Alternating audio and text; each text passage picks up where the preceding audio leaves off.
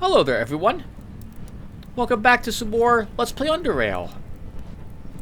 In the last episode, we did some more work for the free drones, taking the explosives and setting them within the Protectorate Epony lab and then detonating them, collapsing the elevator they had been working on. We also eliminated all the patrols in that lab without any trouble, and no alarms were set off during our foray into it either. Our Decker is truly an amazing death-dealing machine with his pistol and power fist. It has been awesome to play this build. We're now back here at the Free Drones base because we will let Trent know we completed this task, and he will most likely want to immediately begin the assault on the SRO. So, let's talk with him and get this process done. Time to eliminate or severely hamper the Protectorate forces here in the south.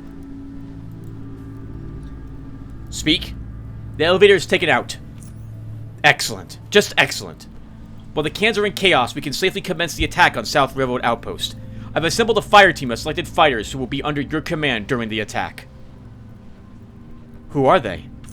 Jazz, Shred, Rocksteady, and Kokoschka. They will be leaving the base immediately, and will meet you in the area just south of GMS. You will then storm the base. Your mission is to eliminate all opposition and secure the elevator leading down to the embassy, which will effectively cut off all Protectorate troops stationed in Junkyard from Lower Underrail. We have to make the operation as quick as possible in order to minimize the risk of Protectorate reinforcements. Don't worry, I will have our fighters cover all potential reinforcement routes so that you don't get flanked or attacked from behind. But there is only so much pressure a group of armed men and women can do to hold off a prolonged assault from a much better equipped force. Act as fast as you can, but also act smart. That's it, Decker. Good luck, and death to the Protectorate. I'm ready to go. Make us proud, Decker. So long, stay free. Alright, let's do it! So, before we launch the assault on the base, we are going to visit SRO. We have Pickpocket, so we can make this a bit easier for us by first rummaging around in all the pockets of any Protectorate who are standing guard there and removing their adrenaline and health hypos. If they don't have them, they can't use them, and that means we're more likely to win.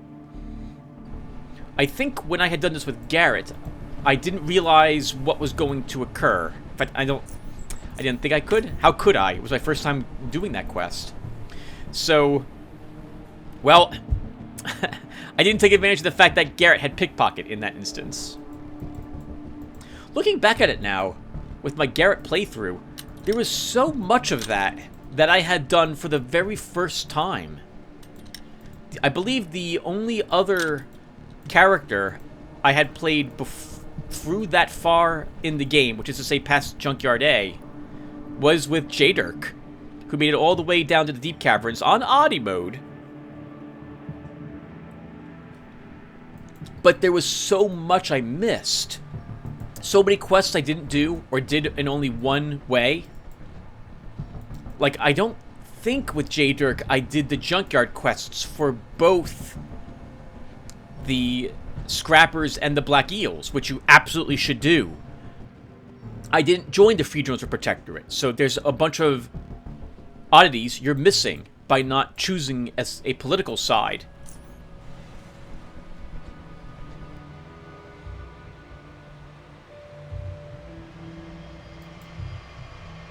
I don't think there's any east passages here. I'm going to delete that. I'll double check as well when we're passing by. I didn't scour Underrail for oddities. I did farm the ones I didn't get with him. Yeah, but there was a lot I didn't find.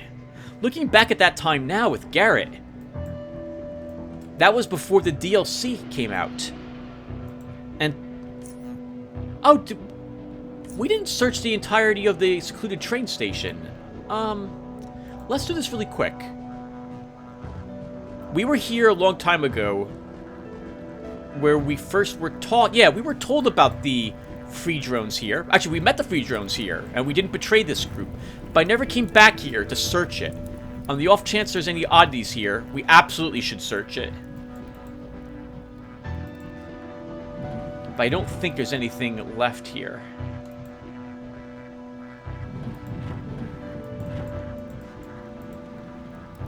Protectorate weapon crates. I can't imagine playing this game without the DLC. Now that I've played it for a little bit. Or played for a little bit. Now that I've played through this game often enough with the DLC, I cannot imagine not having it. It adds so much to the game. More oddities to discover. A massive new area to explore with its own story. New feats, additional levels, specialization points that you wouldn't gain otherwise. New types of equipment to find. The Dude's Quest. I don't know if the Dude's Quest is in the base Underrail game. I'm imagining it's not, but maybe it is.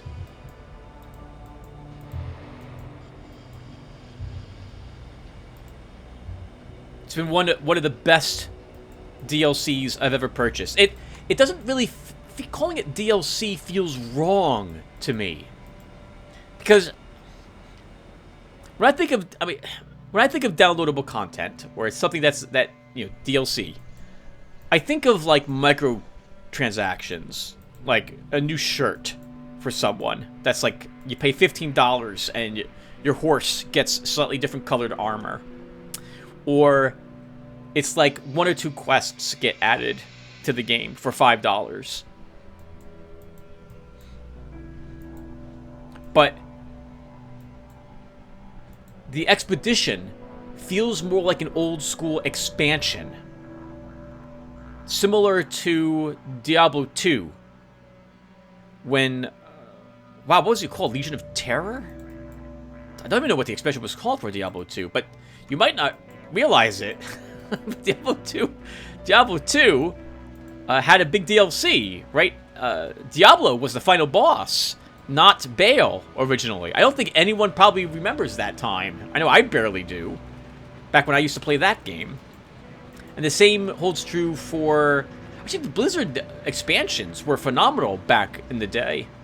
I don't feel like they're the same quality these days, though.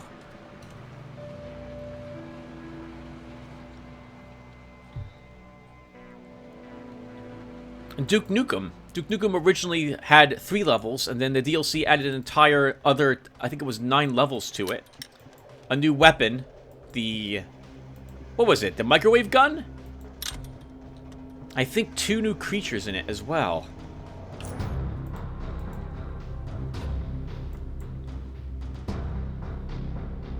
Well, we're here to make their life a little more difficult.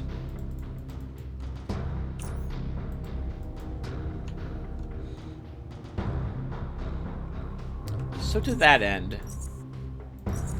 they're going to find themselves without any ammo to reload, and no drugs on themselves. I can't pick this guy's pocket though because he's patrolling. But anyone who is standing still, we're going to go ahead and help ourselves to their pockets. And this is interesting because this is not... normally when I pick pockets, I feel guilty about taking people's ammunition. Or drugs that I think they might want to help defend themselves with. Normally I just take Charons from them. Early on I will take things like adrenaline shot. Because I need it more than they do. But that's about to not be the case here. Including this nice gentleman who warned us about not having our weapons equipped.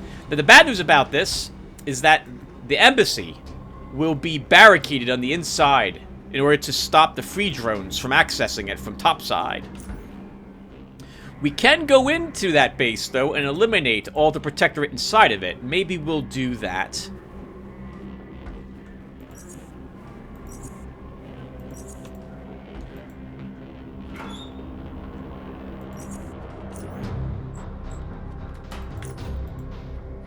As this would allow us to walk back and forth between South Road Outpost and Junkyard. We'll see.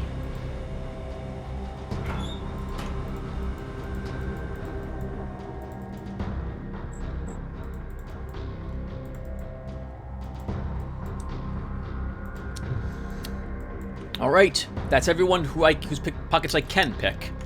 I wonder if I eliminated everyone here by myself, could I then go and tell my fellow free drones that it's over already?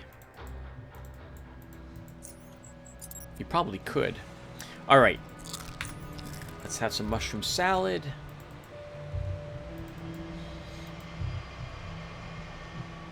Let's do this.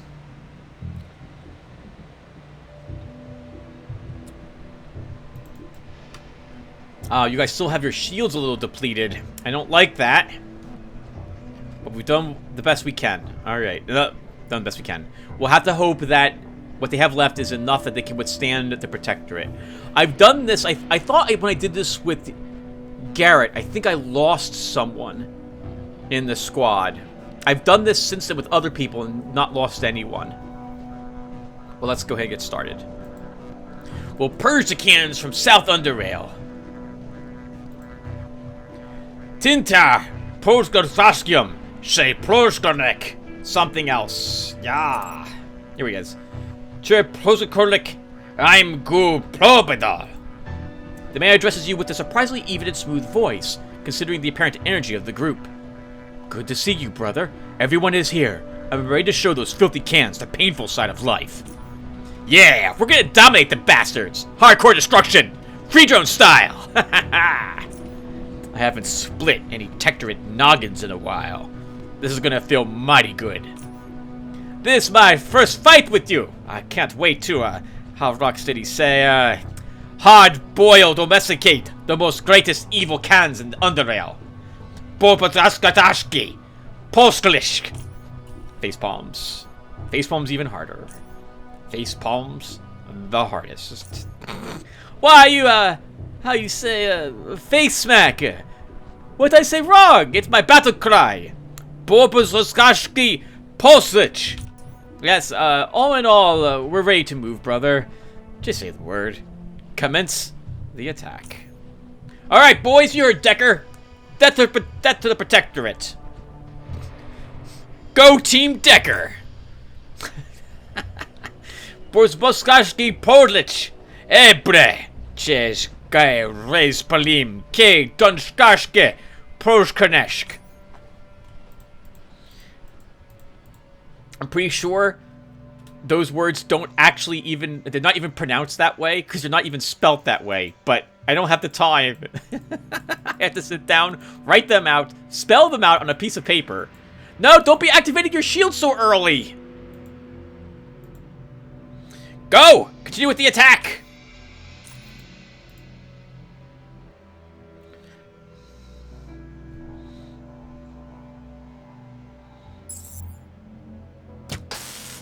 This stinks. We lost the initiative roll. What's gonna happen is that, yeah, they're gonna get right in the way of each other and block the way forward through the gate.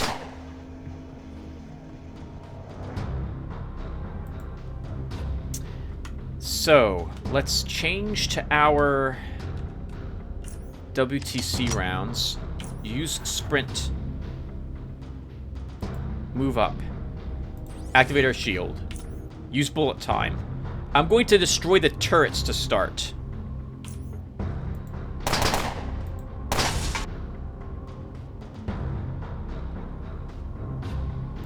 Move up.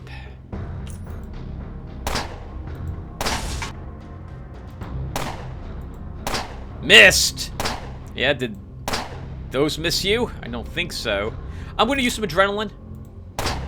If I want to keep all of these guys alive, I need to act as often as I can. I'm switching back to regular rounds because this guy's using a shield. The good news about the gate being shut is that we won't have to worry about enemy grenades.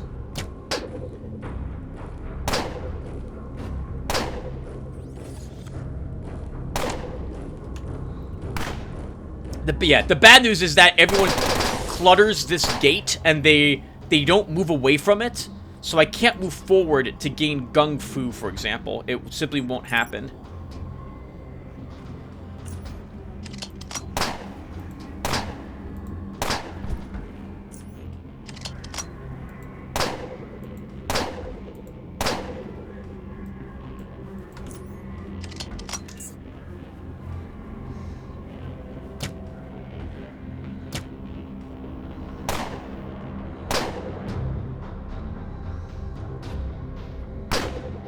Jazz wants to walk in here. And he's not going to get a chance to do so.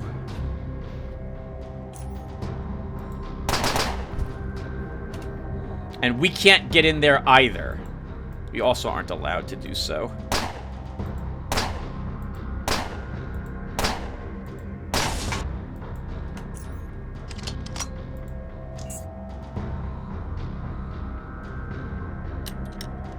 All right.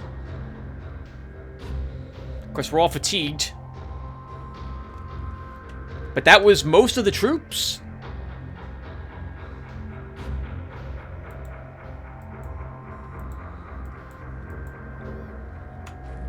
Oh, Major Clifton. Well, that was interesting. We left combat automatically, but then the game put us back in combat because of Major Clifton. No problem.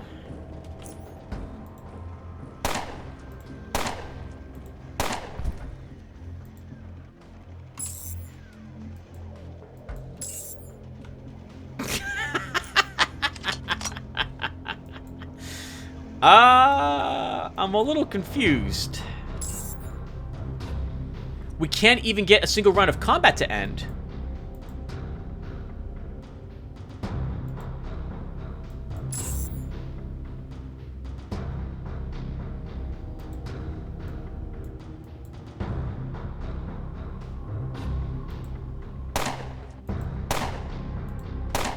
We can't let even a single worker live. Everyone's got to die.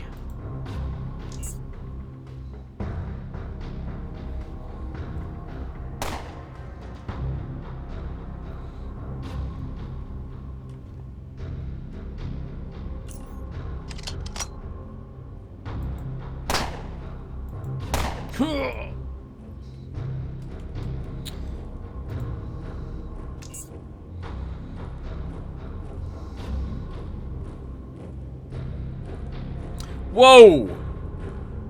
Jazz, Shred, what are you doing moving up like that? Those guys have assault rifles. They're gonna get torn up.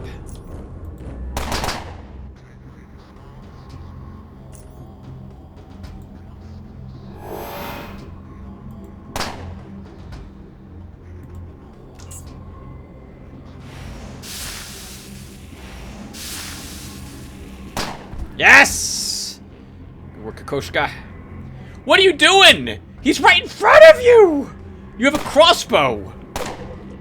Oh, never mind. Oh. Shred, no! No!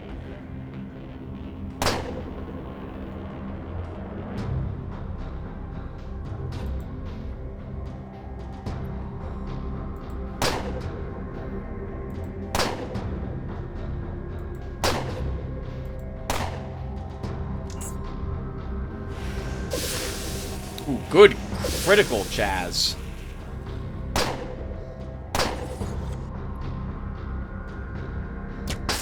Nice! Stunned. No!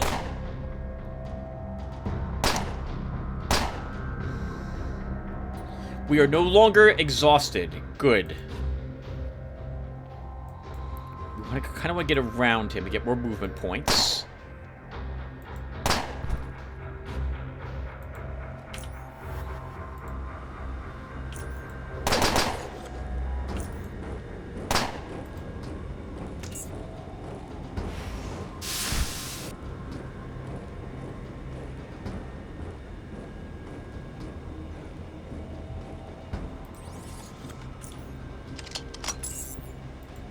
And I think that was...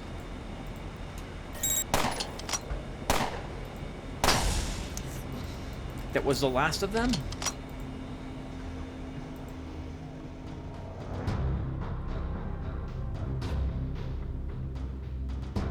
So, judging from that, I'm guessing the Protectorate now know that we are not to be trusted. They've seen us.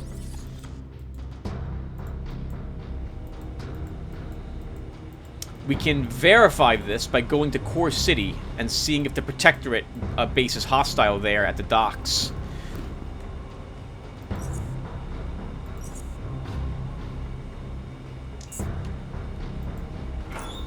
Okay, I'm gonna loot the bodies, everyone. I'll be right back. Hey, everyone. Alright, I have looted all the corpses, broken down the stuff, got quite a few repair kits out of all the scrap, and now I'm running around selling assault rifles.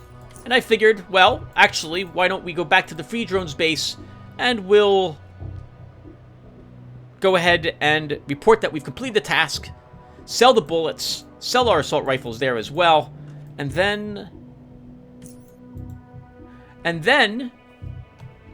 we might try Gorski's quest to get the shields from the Protectorate. I've never... Oh, God! Oh, no! Is this the group? Okay, oh, no, I'm sorry, no. This isn't the group I thought it was. But this is... Okay. Okay. It's still bad. I see a pit bull. But it's not as bad. There's a group of... There's a bandit group. There we go. Let's use the words correctly, Tim. There's a bandit group, a random encounter that involves a group of bandits. There we go. And they have some dogs. But all the bandits are named. They have a very specific name to them. Like, as if we're talking to, like, Gorski. Like, Gorski has a name above his head, for example. They're all named. I suspect they're named after the developers. And they're a really tough group of bandits to kill. And I really didn't want to just waltz into them. Alright, we're gonna move up. Oh my god, there's a lot of them! Maybe this is the group, Tim. Maybe you're wrong. Alright. I'm gonna pray that this flashbang ends up here. I'm gonna first use our shield. I'm gonna use some morphine.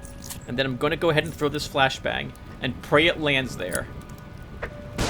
It did. Holy crap!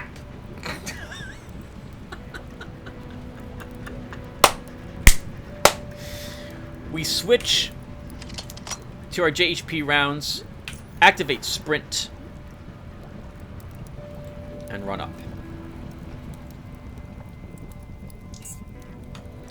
We got every one of them with it. Now, unfortunately, they're incapacitated only for one more round, but we can probably kill maybe half of them right now.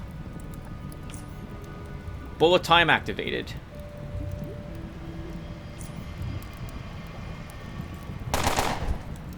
One of them dead. We're gonna run over here to kill the dog next.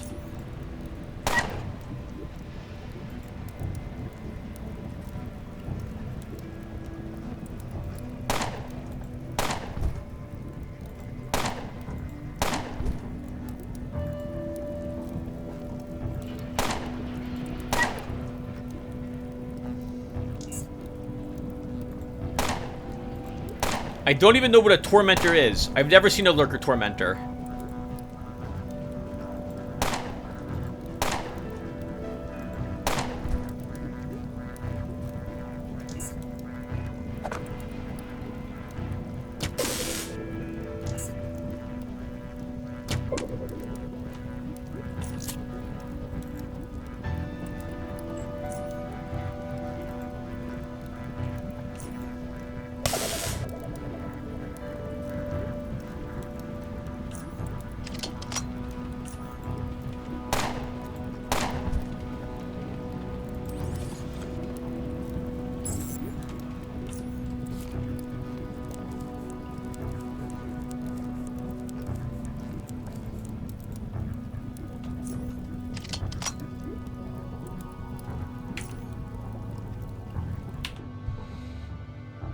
That was me taking a screenshot.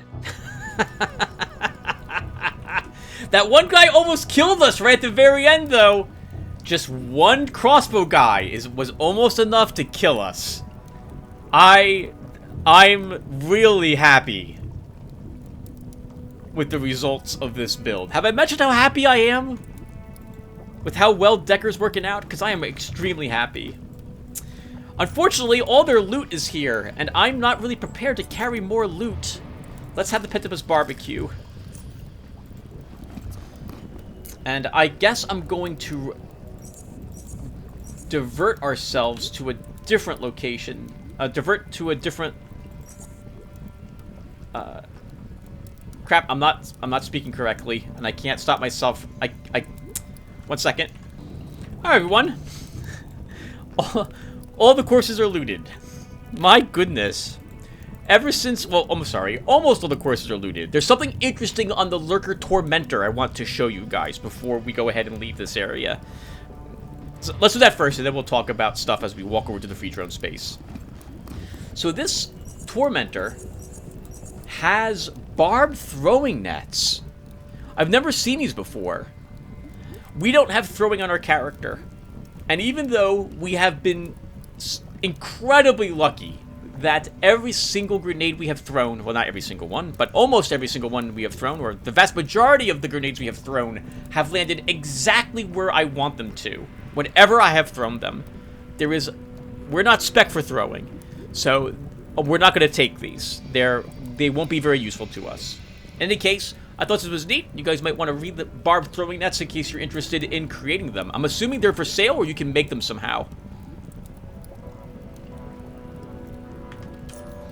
If I look at net, is it called throwing net? It's just scraps. It just says fabric scraps, and I don't have enough metal scraps to see if that would work.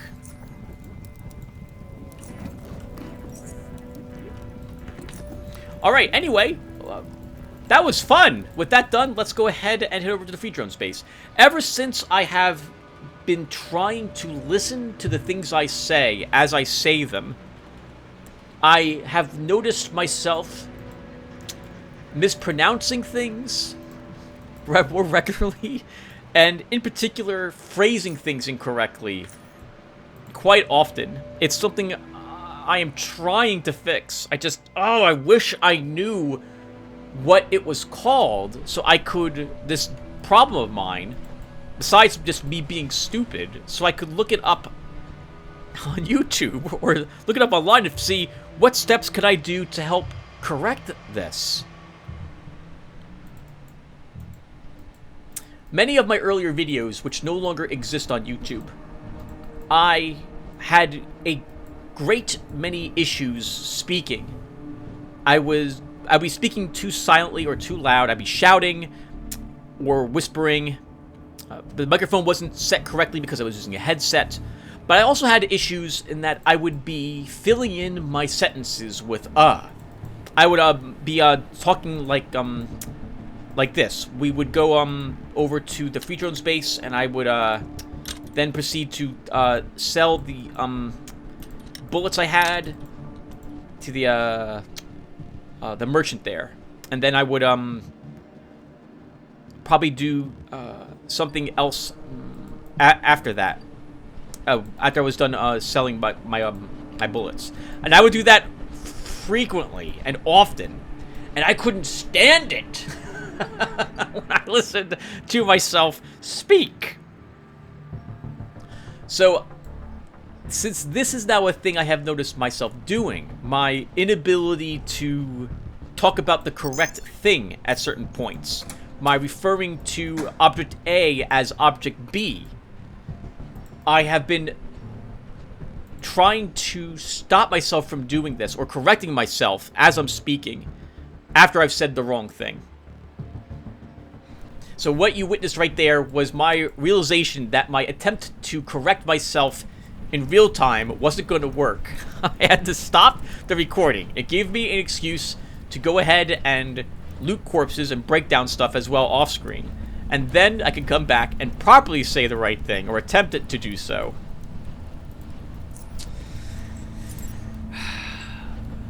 The dilemmas of being a YouTuber. Alright, Beckett's not buying any guns today, but he is buying bullets as usual. Let's see what that gives us. Most of his cash. So we'll do this trade.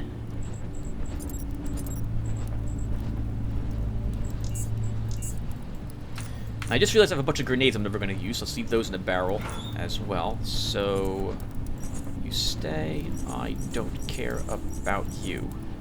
I don't need so many flashbangs.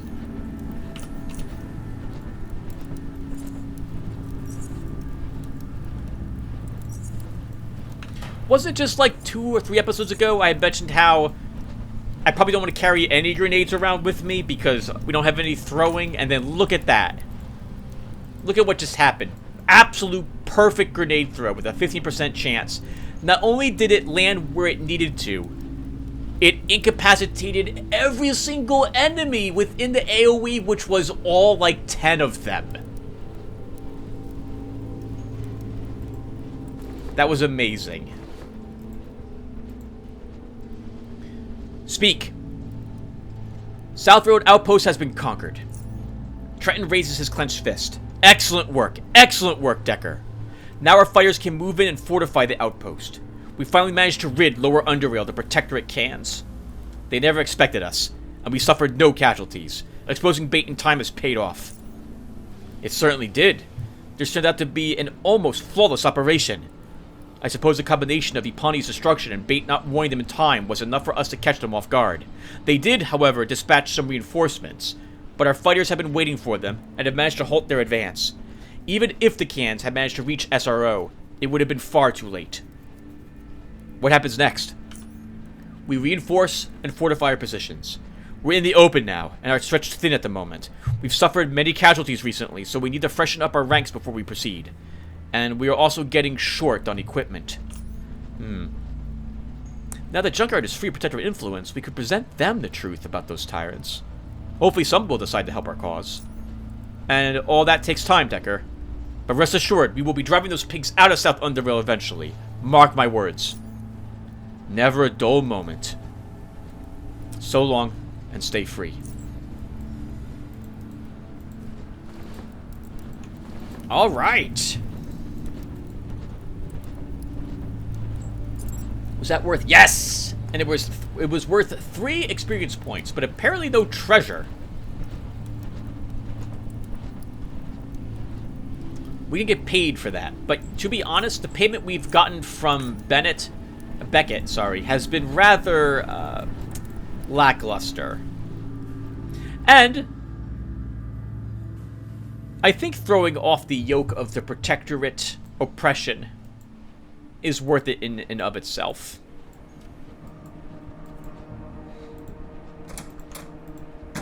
Alright.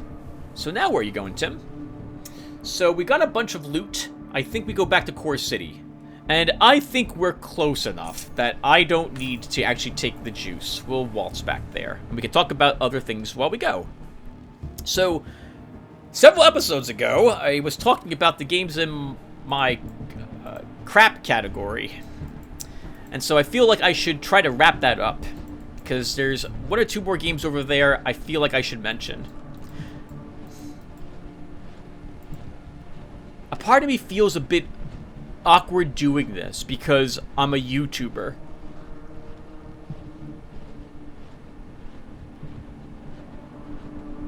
Leaving a review on Steam would be similar to a YouTuber giving their opinion on a game. Though it is a bit odd to do so perhaps in an Underrail video. But I've already begun talking about a few of the games and the companies that I have disliked here. So I guess we will continue down this road and see where it leads us. As long as you stay on the road, Tim, and don't deviate too far off of it, I think you'll be fine, and the viewers will understand. Another game that is on my list is one that I have 2 playlists on my channel of, but both of these playlists have ended in bugs. Bad bugs. The game is Halcyon 6. A game that I had backed on Kickstarter back when I used to back games on Kickstarter. And like a few other games on Kickstarter, like Sea Wars, for example, Halcyon 6 showed me that I should probably not back games on Kickstarter. Halcyon 6, unlike Sea Wars, was not abandoned by the developers. The developers went on to produce another version of the game called Halcyon 6 Faster Than Light, or Lightspeed Edition. There we go, Lightspeed Edition. And the game is a turn-based strategy game with some real-time elements to it, gathering resources in particular. It plays a bit like an old Final Fantasy, where you have 3 ships on your side, and the enemy has several ships on their side, and turns are turns take place with you using your abilities against the enemy and them using abilities back on you. But why it's in my crap list is because of the bugs I have experienced when trying to play this game. Oh, you don't have to refresh your inventory, but you are buying this. Hold on. We can take advantage of this. I will take one of these. We could probably take more batteries. That would be good. I played the game on my YouTube channel back when it was in early access, and I think I talked about this in a video 2 ago, or video 3 ago. And I no longer will record early access games from my channel. I am a backer of 2 of them currently. Let me see what they are. I have Colony Ship, a post-Earth role-playing game, which I think is still in early access. Yep.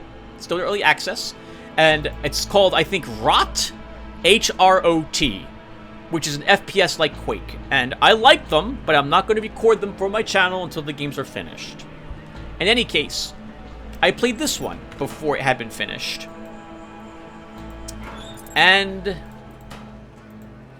it was early access, so there were some things about it that felt off. The pacing didn't feel right, the game's balancing felt a bit odd. You weren't really allowed to make too many mistakes in the game, or you would be annihilated in it. But despite all these things, it was still fun, and because the game's early access, it was my belief that the game would be worked on, and it was, before it was released. The game saw several patches thereafter to try to address some of these things, and I think some of the criticism was attempted to be rectified by the Lightspeed edition of the game.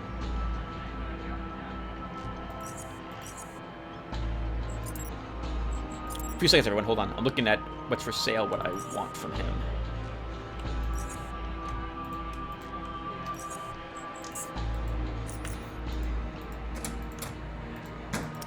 When I played the game after all the patches had been applied, though, I still ran into absolutely awful bugs.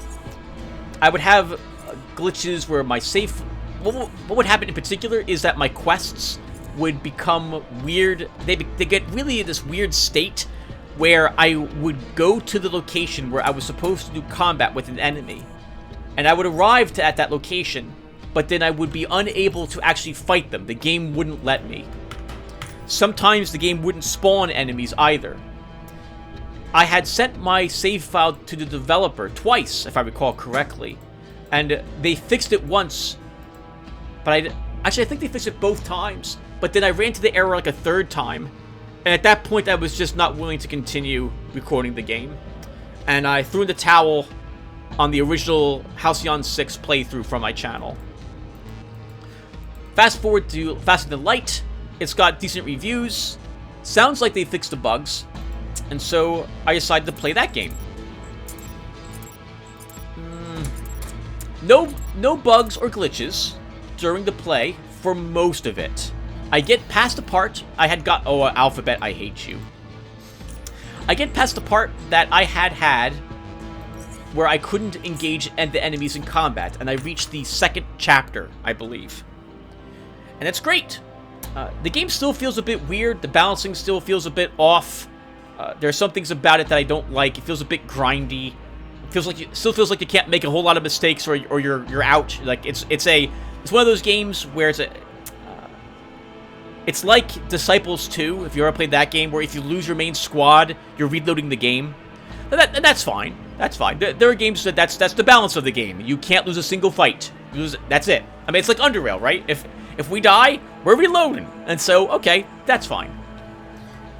But I then encounter bugs and glitches in the 2nd act. My ships begin to revert themselves to earlier versions of the ships. Or their stats get very wonky.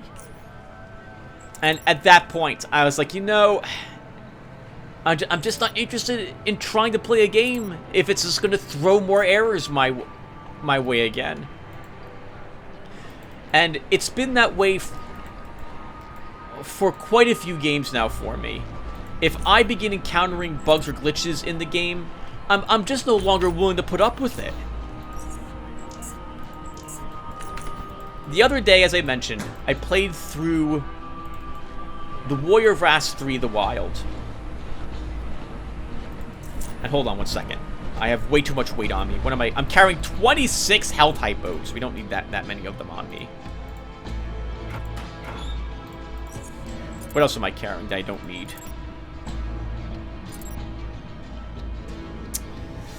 I don't need that many batteries.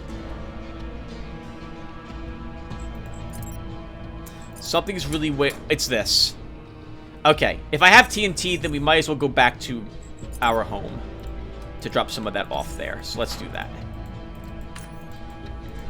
There are so many amazing games that I have played in the past that do not have horrible bugs.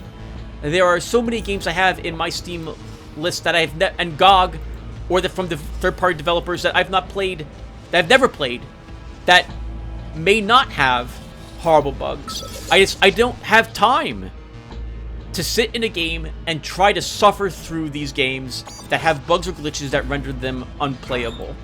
I'm not going to do it anymore. Maybe that's a bit mean of me. I don't think it is. And I think it, as I believe I was saying a few episodes ago, I just can't be bothered to play these games. I've got so many now I can play that I don't have the run into these issues. I'm just not going to put up with it. And these games, they're in my crap list, most of these games, because of the bugs or glitches I've had while playing them. And the other 50 games that are in this list are there because they actually literally have crap in them. Which is also a huge turnoff for me. I'm not a fan of that type of juvenile humor. Or these games were abandoned. And speaking of that, another game in this list of mine is Fallen Enchantress. Now, in preparation to talk about Fallen Enchantress today, I had looked on Steam for it. Fallen Enchantress is a game that's in my Steam list, where if I go to its store page, it doesn't exist. And if I go to the community page, there's very few posts there from any time within the past, 2 years, if any. That's because the game has been taken off of Steam. It is no longer for sale. The company did not enjoy Fallen Enchantress very much. I don't think they felt they could save it, and so they dropped it. That company would be Stardock. They have Fallen Enchantress Heroic Edition, I think is what it's called. Let me look this up. Fallen Enchantress. So if I go to the community hub, and I go to, this game has retired, Fallen Enchantress Legendary Heroes, the sequel.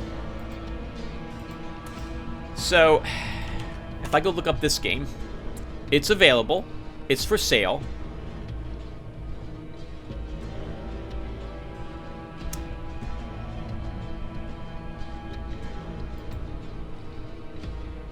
And, oh wow, it was released back in October 2013. Really?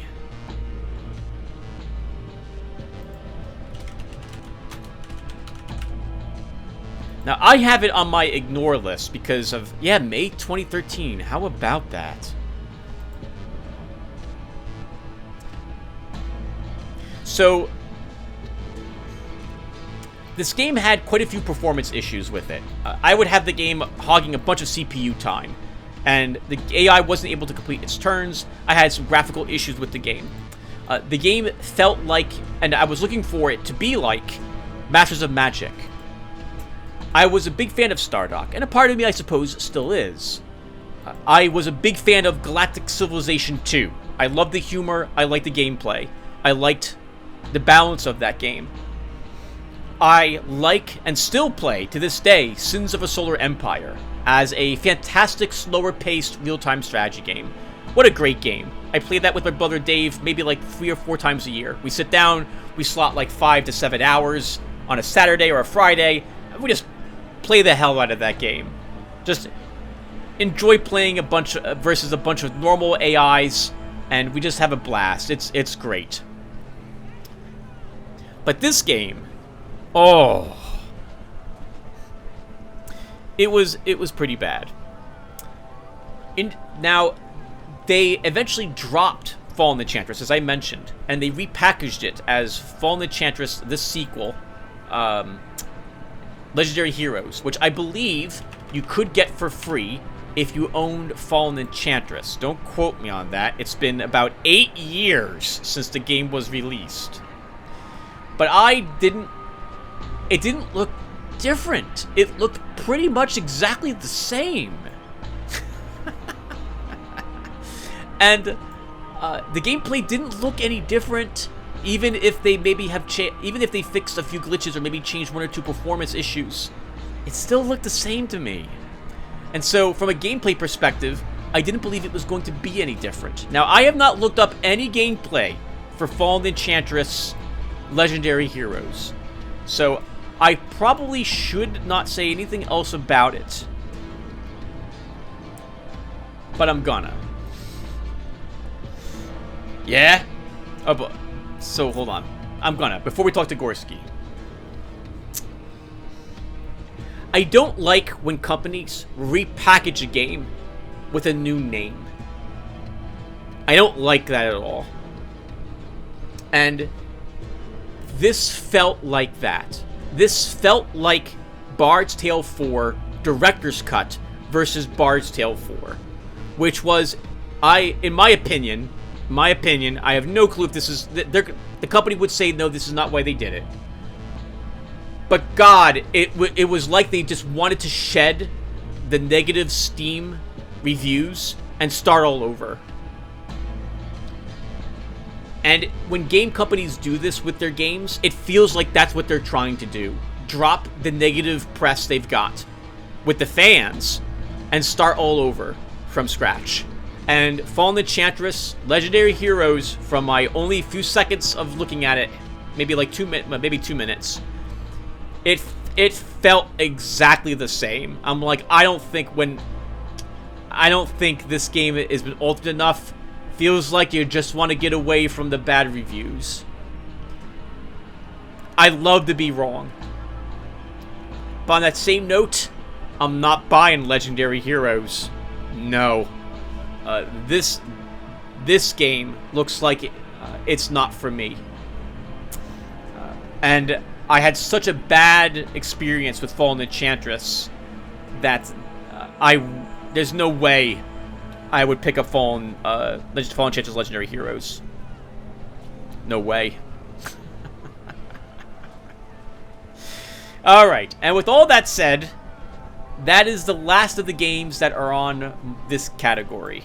Actually, that's not true. There's 1 or 2 others over here, but they fall under the same category, again, as having crap in them, having so many bugs as to be unplayable or not make it worth playing because of issues I had with them, or they felt abandoned by the developers. So, and now we'll talk with Gorski. Yeah? Dan Forte says hi. Dan! I haven't heard that name in a long, long time. I'll be damned. That Slav's still alive after all these years. Where'd you meet him? He's a guard in Foundry now.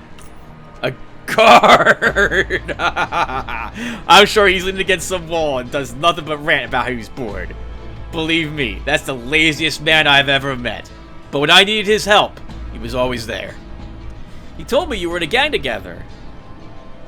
Got some cool stories to share? What the hell? You think I got nothing better to do than tell you bedtime stories? On top of all that, that was like 12 or 13 years ago. A man forgets some things after a while. Oh, come on. You must know what... You know you want to tell me some cool stuff. Fine, I'll tell you a damn story. I see you really want to hear one. Listen now. Back in the old days, Dan and I were inseparable. We did almost everything together. We robbed together, killed together, split loot. We did everything together. And oh boy, were we a deadly team. You could just tell by how many times the two of us came out of combat as the only survivors. So, there were these bandits that called themselves the Black Crawlers. Bunch of weaklings if you ask me. But they had a severe advantage in numbers. They were our main rivals in Core City. One time, during one of our skirmishes, we killed their leader's son. Actually, I killed him. It was one of those situations where me and that lazy bum were the only survivors. But what followed next surprised us more than it should have. In a few days, the crawlers found our camp in Core City and tried to take us out. I don't know how they managed to find us, but it seemed like the whole gang was there, and they were thirsty for blood. You see, our camp was located here in Core City, at the northern cliffside. It was in an abandoned section, built in the cliff itself, and there was a single bridge connecting it and Core City. The crawlers piled up on one side of the bridge, waiting to attack. We had a well-fortified position, but we're basically in a dead end. We exchanged fire with them for a while, and then they stormed our position. They were shot at, burned, electrocuted, even bloody blown to pieces with limbs flying all over the place. But they just kept coming, and eventually overran our defensive positions. Again, Dan and I were somehow alive and together, killing those punks, and then, suddenly, a bullet went through Dan's head, killing him! Yeah, right. I'm not falling for that one. Good. Just wanted to see if you're paying attention. I'll continue now. So Dan and I got holed up in the back of the camp, in a small building. Small but sturdy. The lazy bum was manning a machine gun while I was gunning him down with my assault rifle, yelling. Funny enough, we had fun, until a grenade flew in through the window and we had to split. I jumped out through one window, Dan jumped out of the other. I moved behind some cover and bam! There he was. Who was there? The leader of the Black Crawlers, Heliku. He was a boulder, bastard with a large scar on his nose who, unlike his weak minions, could really mess up a man. I was staring down his bloody crossbow, and he knew I killed his son and wanted to send a bolt through my eye. But Dan came to the rescue. One well-placed shot from his gun shattered Heliku's wrist and made him drop the crossbow. I don't know why Dan didn't go for the head, that derailed bugger, but I reacted fast and grabbed the falling crossbow mid-air, turned it around, and sent one bolt right through his forehead. His eyes rolled backwards, his jaw dropped, and he fell dead. With their leader gone, the crawlers soon scrambled. We lost nearly everyone in the gang, and the survivors split. Even Dan and I. He got tired, I suppose. He went somewhere to the west, if I remember correctly, while I stayed here for a while and formed another gang. As for the Black Crawlers, eventually they settled in our own camp. And they're still there. Bastards. I guess someone took over for Heliku back then. I also believe they're a bit more organized and tougher than before. But just by a little. And there you go. Usually don't talk to people this much, but I suppose I got carried away. Good memories work the job, don't they? That was a pretty cool story, Gorski. Ha! Yeah, it was. Gonna leave me alone now? Let's talk about Core City. Yeah? About those energy shields. What's on your mind? How exactly do I get into the warehouse? Speak to Sneaky about that. Alright, never mind. Okay, so we already talked to him about the shields. Alright, so what can we talk about, Tim? We've been playing some other games.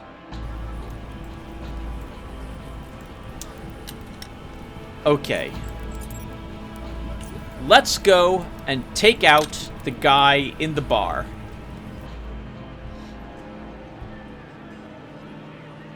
Get his passcode, and we'll see what we can do with that if we're able to get into the Protectorate base.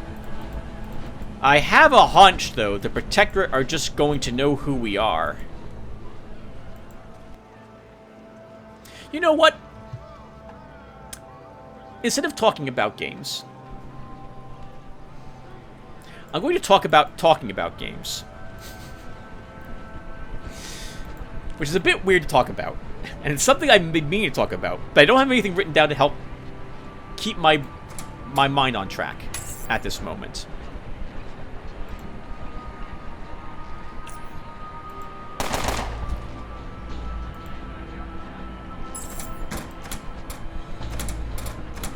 What the heck happened? What happened? Did any of you hear that? It sounded like a gun went off. I know I heard a gun. Right? Do you hear a gun, punk? You did, right?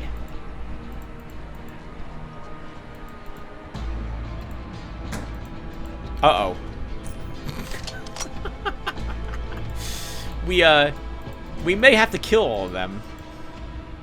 1 second. Let's walk out and come back. So, the AI in this game sometimes stumbles over itself. We kind of saw that a little bit when it came to the battle we just had. I'm going to zone and hope that they have gone back to their original positions and that they're not still stumbling over each other.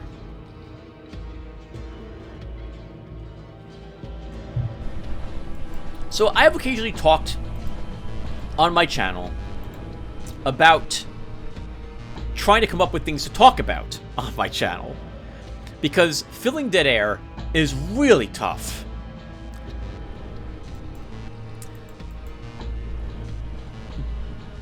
And so, oh, okay, well, let's, darn it, we gotta kill everyone. Okay, sorry, but you all,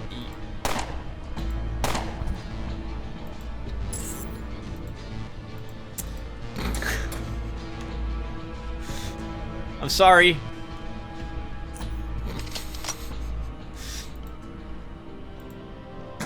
How could they do this? How could Bob have done this? Yes, what I'm saying doesn't make any sense because Bob was dead first, but it doesn't matter. Now they're all dead. Okay, I'm just gonna take their Charons. You know what just occurs to me? I haven't actually walked into these rooms before. So as long as I'm here, as well help ourselves to their stuff. Let's see, anyone Charons in there? Ooh, a bunch of food we could benefit from. We'll take all that, and we're not even eating any food. We don't have any food. We're not under the effect of any food. Let's have some round barbecue. Nothing in the bathroom.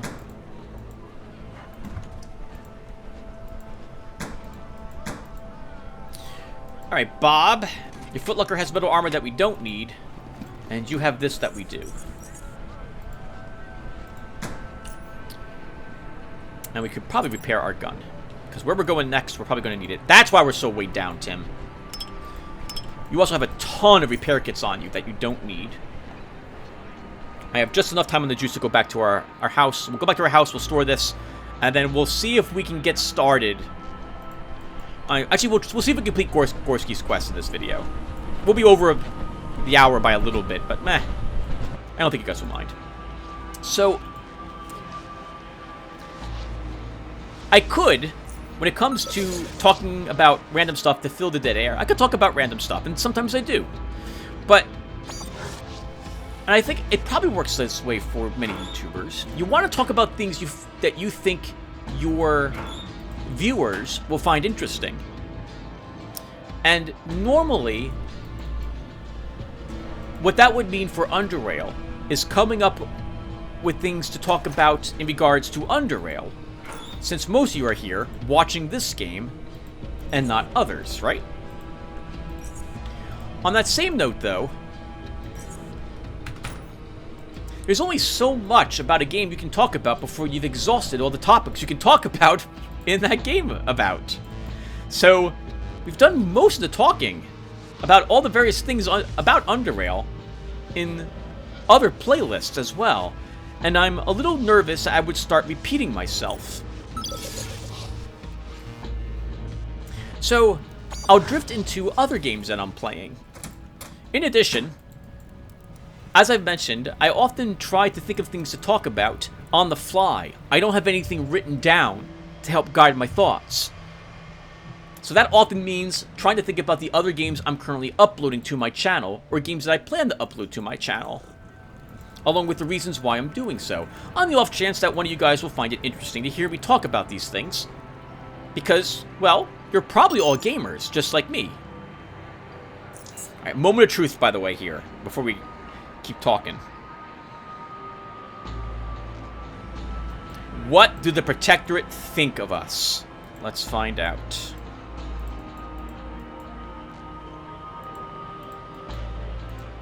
We'll find out right here. Okay! They're not hostile. So they did not realize we did what we did. Good. Or at least that guy does not. Now, I think we picked his pocket already, but I don't know if I have the key that opens this on me. Okay, we did not yet take the key from him. So we don't have stealth, and I don't think Superintendent Rubin leaves this place. So we can't open this door without, I think, him getting angry at us. But you know, I've never tried. So let's see what happens. So if I pick his pocket, is he so distracted that he won't notice us open this door? Okay.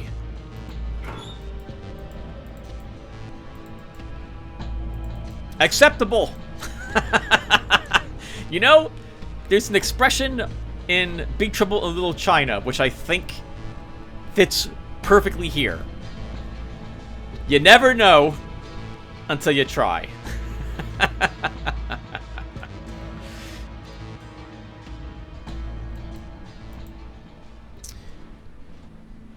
Now, this area, I realize I am cutting the random topic very short by jumping tracks here, but we're going to do so. This area has crawlers and deathstalkers, so you guys will get to watch me fight them, and hopefully this makes up for not having those videos from when I destroyed them in their territories. The first thing I'm going to do is walk around, though, and open all the vents. Because if I kill one and then get back in the vent again, I'm going to do that. I will very often open all the vents in the vent system because there's no penalty for me doing so other than the length of time it takes. The Omni tool can be used. So, first off, note that the Omni tool by default opens. But there is a close vent shaft down here as an option. Nothing to my knowledge cares if a vent is open. It's probably some game mechanic that was dropped at some point in the game. Similarly to how how I think dogs were supposed to maybe be a companion for you at some point in the game, but that was dropped. I'm going to want all my shields for this. I want to say there's 2 Deathstalkers and 3 crawlers, or 2 crawlers in these rooms. And since I don't have stealth, we're not going to sneak past them, obviously. Let's see how well this goes for us. Seen immediately. Crawler. Okay. I'm not wearing my detection goggles, which I should have been wearing. Oh, he might have gone there. But it's too late now. Actually, I'll throw a flare behind me. He's not there. Let's sprint. Oh! Crap! He's not here either, which is where I thought he would be.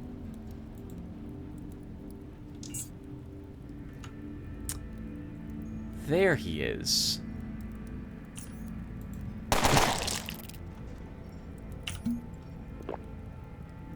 We did make some noise. Oh, no!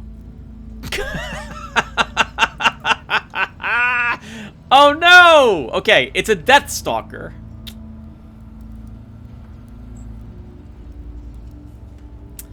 Ten action points to use this. If I take adrenaline, I will still not have enough to move up and taser the Deathstalker.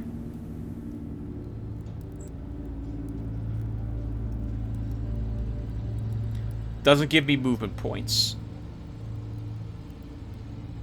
We're going to do the next best thing, which is take some morphine.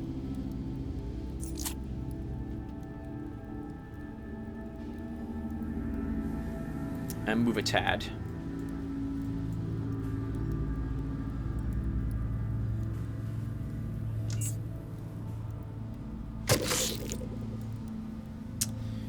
I don't know where it went. Did not move there. Okay, I'm going to shut the door.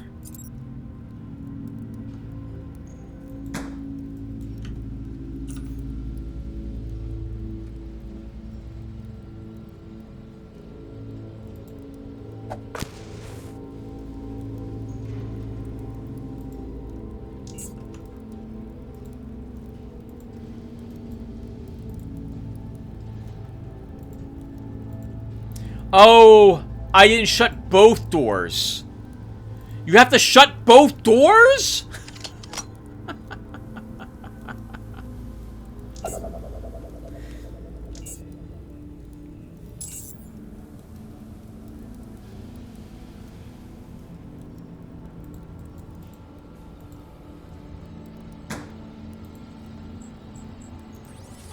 Okay. I'm so used to doors, you only have to, like, they both shutting when you shut them. It didn't occur to me that wouldn't be the case this time around. If I don't have to fight that Deathstalker, I'd rather not do so. So we'll let it exist at this point in time. That said, we will have to leave this location, probably through the way I'm going through it. So we'll open these vents. It would be neat if the crawlers would enter the vents if they saw them open and suspected that you were in here. I love the Deathstalkers and Crawler combat mechanics so much. They're such a great enemy. I know lots of people hate them because of how tricky they are. But, oh, I like them. I like them a lot. They're such a unique enemy, and I like how they work. And it seems realistic to me that they leap up into the ceiling and crawl along it to drop down some other place. My only complaint about them would be that sometimes it feels like they should not have the action points to complete that. Like, they run all the way up to you, they sting you, and then they vanish. That seems like that's... But if, on that same note, if they couldn't do that, it wouldn't be as effective. If they would sting you and then they had to wait a turn to vanish, no, that crawler wouldn't survive the following round from the player. And yes, we're going to open all the vents. We will probably kill all the crawlers because we want to search this area for oddities.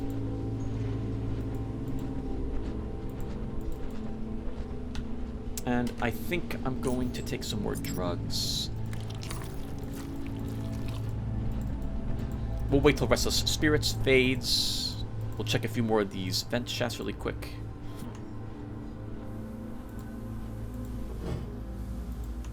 Anything down in here?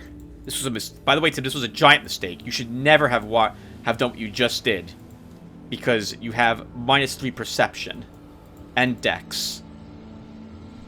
I'm going to wait till this fades in this room because maybe there's a secret in here we'll be able to detect with increased perception. And I guess well, it's only 15 seconds. Alright, never mind. So, this is also an uncontrolled zone.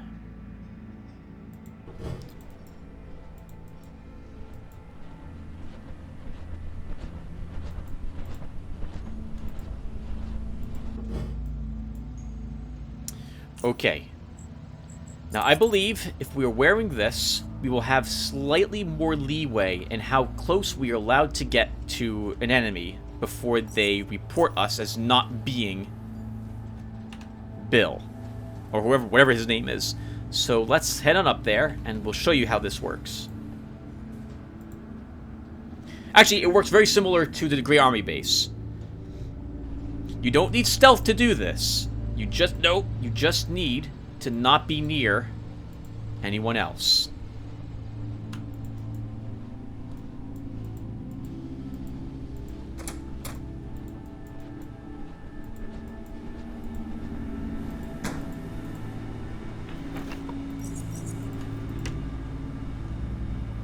I don't know why I instinctively shut the door.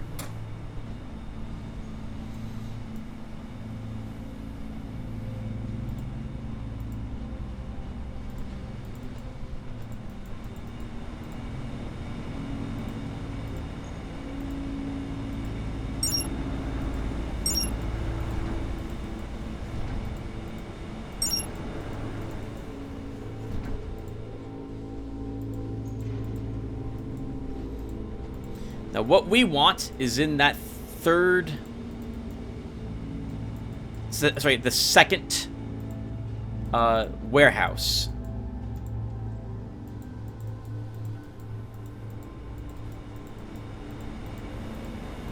But we're not allowed to be seen going into it.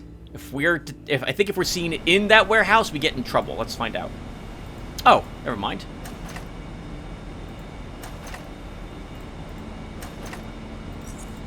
Oh! Okay, yes, we were seen. Right. Yes, I'm going to reload here. If we get detected, everyone, just a heads up.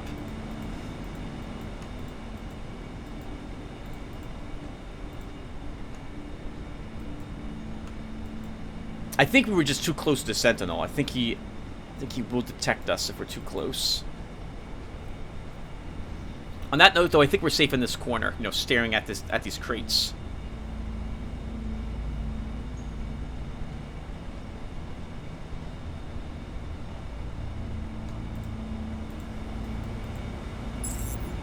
Oh!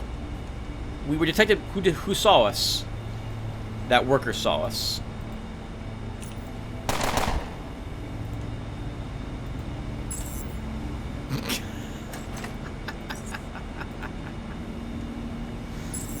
Oh, okay, darn it, that's a shame. Alright, so someone else saw us after we killed that guy. That was too funny.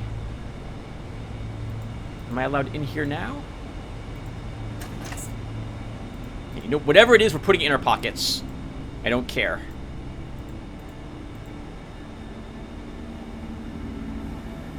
Hey, you're not Bob! Intruder alert! Yeah, that's what happens. And if we kill everyone in here, we alert, I think, the entire protectorate. We'll do this 3 more times, everyone. And then, if I'm detected after 3 more times, I'll decide if we do it a 4th time, I'll keep the results of this. We'll just wipe out all the protectorate. Or I'll just decide this isn't worth it. We're not doing it.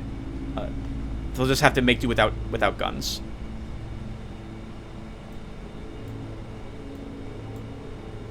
Sorry, without guns. Without shields. So we need to wait for this guy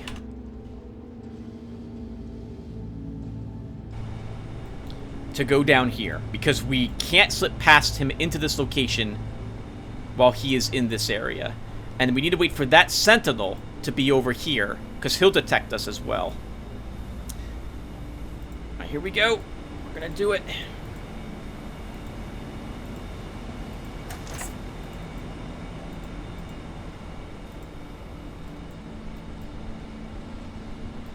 Now, we can't sneak past the worker, or he'll notice we're not Bob.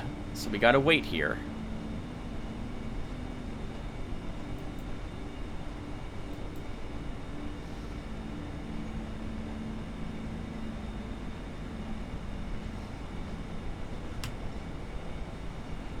I think I waited too long. We want the worker to be over here. That was really scary. Yeah, I prefer the supervisor to not be around her office. There might be audio items here, by the way. There is a unique, I think, sniper rifle in that crate, but I don't care. We're not going for them.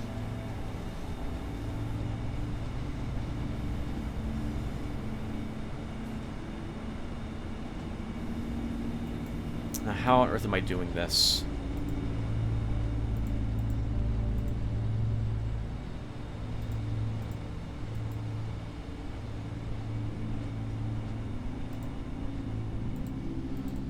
Woo! Alright. That's not so bad. That wasn't so bad. Just 3 reloads.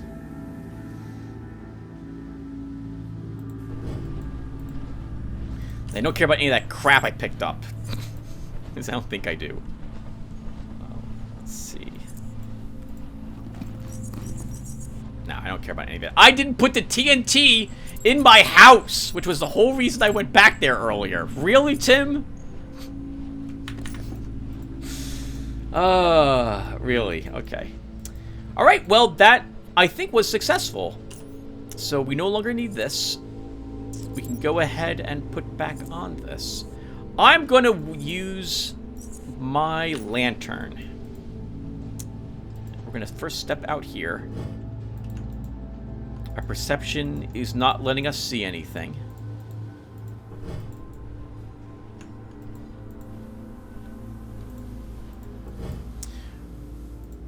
Okay. Just as I was about to use my lantern.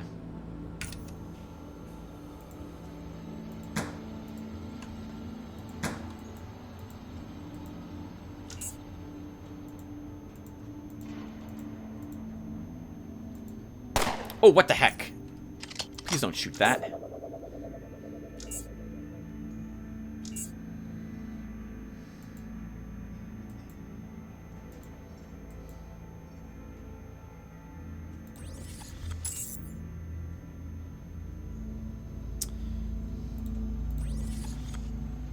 I really hate how the game mechanics work sometimes. I want to stay in combat so I can open this door and move up a little bit.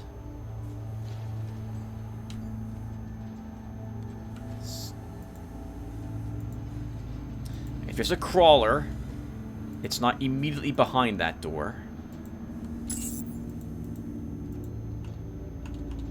I really wish you wouldn't just end combat either, game.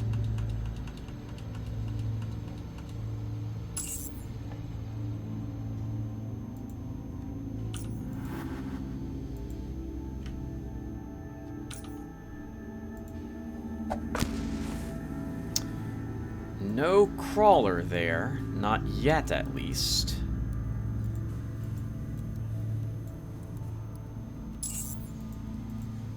If you're gonna move me from combat, game, I'm just gonna flee into the vents. Okay, let's recharge our lantern.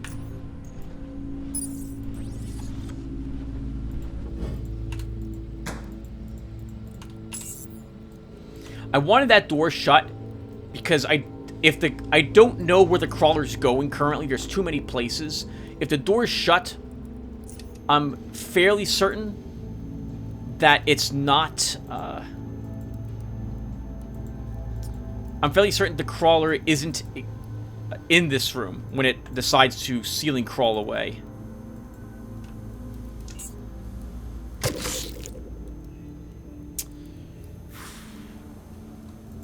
Well, the good news is we saw a different crawler.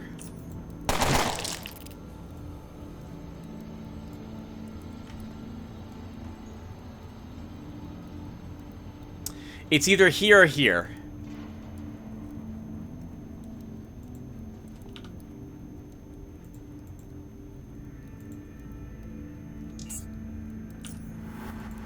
Tim, if you're wrong, you're about to get... Ooh. Oh! But I can enter a vent. So I don't care about being wrong. Is what I'm hearing. Because when you're in vents, crawlers can't get you. Deathstalkers can't get you. Okay. I would like to kill that Deathstalker. We've killed lots of Deathstalkers before. So why am I having so much trouble killing this one? Because I'm not 100% sure where it's teleporting.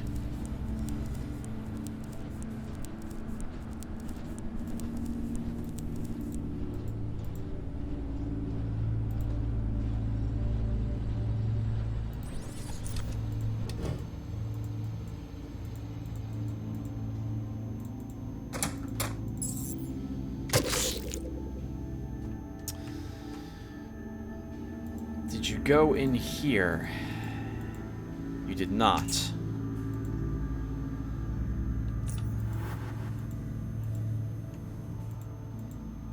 What the heck?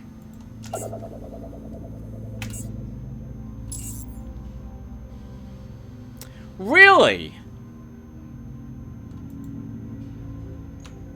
So it must have gone across the rubble to someplace over here instead. I didn't think they could do that.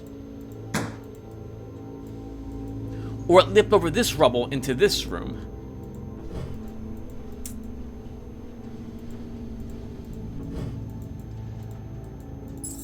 I am aware I'm not wearing my detection goggles. Is that... Where could it have gone, Tim?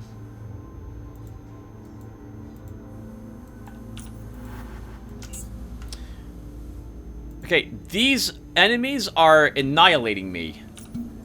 These crawlers are really showing that I don't seem to understand how they work.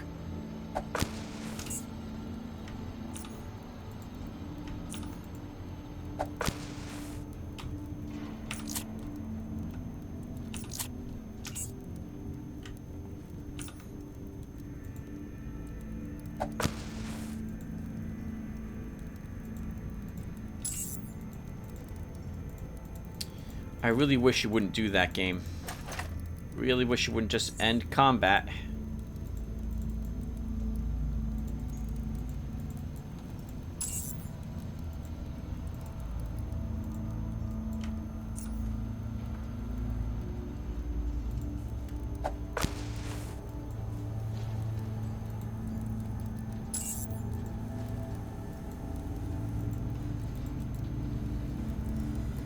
Huh. Amazing. And I have no clue where you went. There you finally are. We hit him only once. You're not getting away this turn.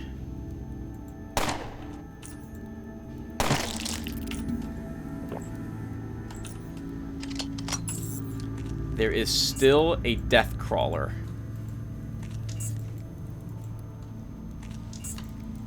Sorry, Death Stalker somewhere around. I guess it's in this room. And they won't ceiling crawl unless it attacks me. Interesting. So I've learned something new today. They can vanish across rubble to get to other areas. What do you... I mean, if I walk in here to try to fight it, it won't matter if it gets to drop on me. And when I enter a vent, there's a few seconds before I'm able to start combat. So I'm not going to be able to start combat. And actually, I can start combat and then walk out of the vent. So let's do that. Wait, what am I doing? No. Let's charge this lantern. Okay, so let's quick save. Sorry, this is super important that I know if this is the case. I mean, I'm pretty sure it is. So let's go ahead and activate our shield, turn on our light, enter combat.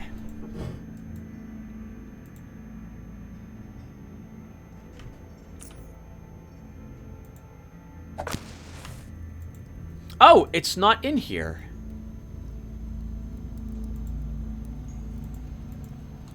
The lantern lit up everything. Then it must be in this room now. The Deathstalker stung us. It went in here. There's too much space. I'm not going to be able to find it in there. Okay. I guess the Deathstalker gets to live. It's proven to be annoying enough to not be worth it. And arguably, I shouldn't even be trying to kill it. Because we don't have to. We're playing oddity mode. It's a matter of pride. That's the only reason why I was trying to kill it. And no one cares. So let's go ahead and turn this in. Turn this quest in. How long have I been playing for?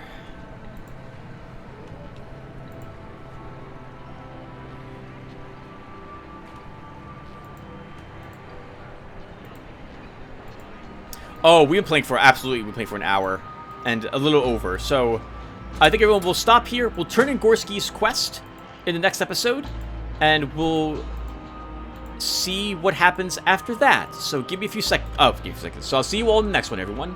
Take care, and thanks for watching.